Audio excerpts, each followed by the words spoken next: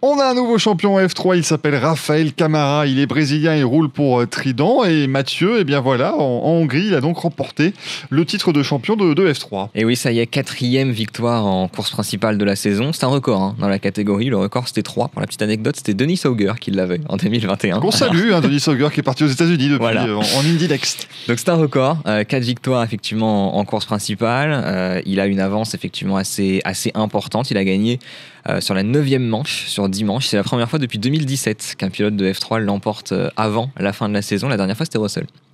Donc voilà. On va lui souhaiter un peu le même parcours, ce serait. Tout à fait, mais non, c'est une saison pleine de la part de Camara. On le voyait dès le début, il a gagné beaucoup, effectivement, surtout au début de la saison. Il a été très dominateur. Il l'a été un peu moins à la mi-saison. Il a failli se faire rattraper, notamment en Autriche. Tsolov qui, à un moment donné, était à 1 point du Brésilien, mais s'était fait disqualifier après sa victoire. Donc, c'est, à mon avis, l'un des tournants de cette saison. Mais sinon, à part ça, effectivement, saison complète. Il a été efficace au bon moment, en témoigne sa pole position et sa victoire lors de cette manche en Hongrie. Donc, il a été, je dirais, digne du pilote qu'on attendait de lui, champion de FRECA, champion de F3. L'année prochaine, on l'attend en tout cas très certainement en Formule 2. Ouais, et puis en plus, il roule avec une équipe Trident qui existe aussi à l'étage supérieur, comme c'est souvent le cas de toute façon dans ces championnats-là. Peut-être qu'il pourrait continuer l'aventure avec eux. Ou est-ce que tu penses qu'il aurait d'autres pistes potentielles aussi, parce qu'on sait que les équipes qui sont fortes en F3 sont pas forcément les mêmes en F2. En l'occurrence, malheureusement, c'est un petit peu le cas de Trident cette année. En F2, ils sont bien moins en vue qu'ils le sont en Formule 3. Donc, on peut lui souhaiter pour performer d'aller dans une autre équipe si la dynamique en tout cas continue.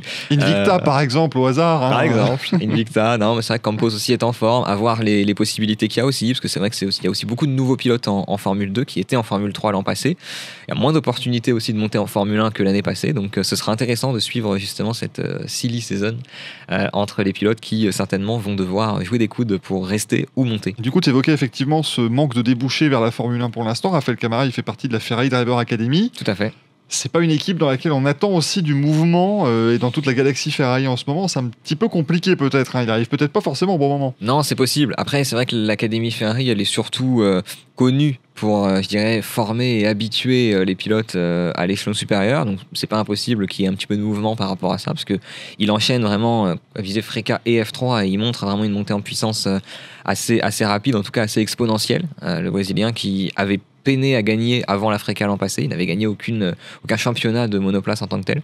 Donc c'est vrai que c'est une belle évolution. Cette année, il a vraiment été, comme je dis, au-dessus du lot par rapport aux autres, notamment par rapport à son dauphin pendant longtemps, qui a été son dauphin, qui était Nicolas Tsolov, qui lui a enchaîné sa 3e saison de Formule 3. Donc la différence était assez notable.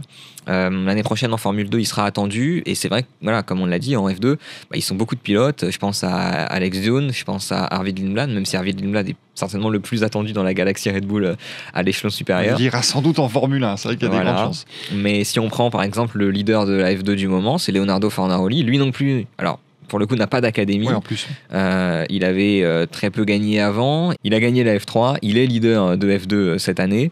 Et c'est vrai que voilà, c'est des situations qui sont un petit peu singulière, je dirais, où on a un petit peu moins de facilité à voir qui sera en Formule 1 l'année prochaine si nouveau il y a. On a aussi Jack Crawford qui est américain et qui est bien classé en Formule 2. L'équipe américaine arrivera en Formule 1, peut-être que... Ouais. Voilà, il y a plusieurs possibilités, mais c'est pour l'instant difficile de dégager un ou plusieurs favoris nets, en tout cas à la succession pour d'éventuels rookies dans l'échelon supérieur. On verra en tout cas ce qui se passera dans les prochaines manches aussi. Bravo encore une fois à Rafael Camara qui remporte déjà le titre.